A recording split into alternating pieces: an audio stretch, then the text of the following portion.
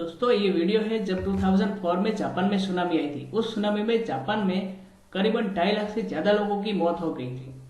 उस time Japan को खड़ा करने के लिए इंडिया, अमेरिका और ऑस्ट्रेलिया ने बहुत हेल्प की थी। इस घटना के बाद जब सोमालिया में समुद्री विस्तार में चांचियाओं की बहुत तकलीफ बढ़ गई थी, उस टाइम जापान ने अमेरिका से मदद मांगी थी। सब काम अच्छे से हो सके इसके लिए जापान के उस टाइम के प्राइम मिनिस्टर शिंजो आबे ने यह चारों देश का संगठन बनाने का विचार किया और 2007 में क्वाड की रचना की गई। क्वाड यानी क्वाड्रिलेटरल सिक्योरिटी डायलॉग। ये क्वाड देशों का संगठन में इंडिया, अमेरिका, जापान और ऑस्ट्रेलिया है।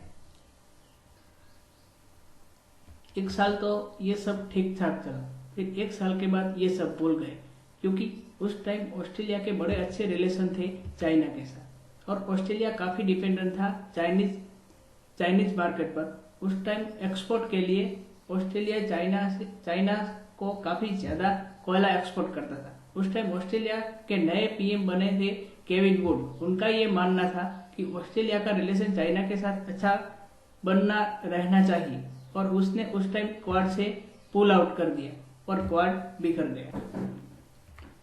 और फिर 10 साल के बाद 2017 में क्वाड को रीबिल्ड यानी पुनः स्थापन किया गया। क्वाड को पुनः स्थापन करने में अमेरिकी प्रेसिडेंट डोनाल्ड ट्रंप ने मुख्य भूमिका की थी और क्वाड की मदद से चीन को घेरने की नीति उस डोनाल्ड ट्रंप की ही थी। और फिर ये चारों देश Japan, Australia, America, India quad के मेंबर बन गए और इस 5 साल में 2017 से 2022 तक हर साल मीटिंग होती थी।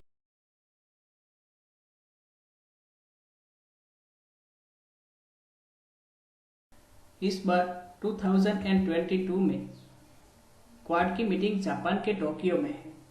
अमेरिकी प्रेसिडेंट जो बाइडेन, इंडिया के prime minister Narendra Modi, Australia के पीएम स्कॉट मॉरिसन और जापान के पीएम किशिदा फूमियो इस मीटिंग में भाग लेंगे।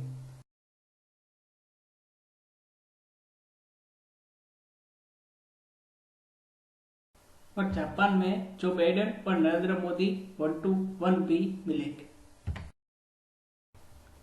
क्वाड की तमाम बैठकों में चीन अपनी हद में रहे ऐसी योजना की जाती है और चीन ने तो सारे हम ये कह दिया है कि क्वाड चीन को काउंटर करने के लिए ही बनाया गया है। भारत और चाइना के रिलेशन पहले अच्छे थे, लेकिन 15 जून 2020 में गालवान घाटी में जो इंसिडेंट हुआ तब से हमारे रिलेशन चीन के साथ काफी खराब हो गए हैं और इस घटना के बाद इंडिया और अमेरिका के रिलेशन काफी अच्छे हुए।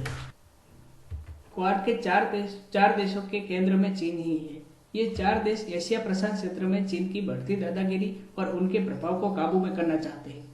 क्वाड के प्रत्येक सदस्यों का ऐसा लगता है कि दक्षिण चीन सागर में चीन जिस तरह अपने पैर पसार कर रहा है और वन बेल्ट वन रोड जैसी पहलों के माध्यम से अपने प्रभाव क्षेत्रों का विस्तार करने की कोशिश कर रहा है, उससे उनके लिए खतरा बढ़ रहा है। इस पर जापान में होने वाली क्वाड की मीटिंग के मुख्य केंद्र पर रशिया यूक्रेन वॉर है। अमेरिका ने रशिया पर कड़े प्रतिबंध लगाए हैं। अमेरिका के साथ पूरा यूरोप खंड खड़ा है और अमेरिका भारत से नाराज होकर कहता है कि दूसरे देशों के साथ इंडिया अमेरिका का सपोर्ट नहीं करता है। इंडिया ने अमेरिका को स्पष्ट शब्दों में कह दिया है कि हमारी भी फॉरेन पॉलिसी अलग ही है, हमारे अपने बड़े चैलेंजेस है, हमारे निर्णय भी हमारे खुद लेने पड़ते हैं और रशिया ने हमारी बहुत मदद की है। हम रशिया से हथियार भी खरीदते हैं। युद्ध दरमियान रशिया ने हमें कम प्राइस में ऑयल भी दिया है और 1971 के भारत पाकिस्तान के युद्ध में रशिया ने हमारा पूरा साथ दिया था, इसलिए हमें रशिया को नहीं भूलना। और युद्ध के दरमियान यूक्रेन को पूरे यूरोप के देश और अमेरिका ने हथियार भिजवाए हैं, लेकिन हमें रशिया के विरुद्ध में न जाकर यूक्रेन की भी मदद की है। यूक्रेन को भी हमने मानवता के नाते दवाई और अनाज भिजवाया है। देखते हैं अब आगे होता क्या है।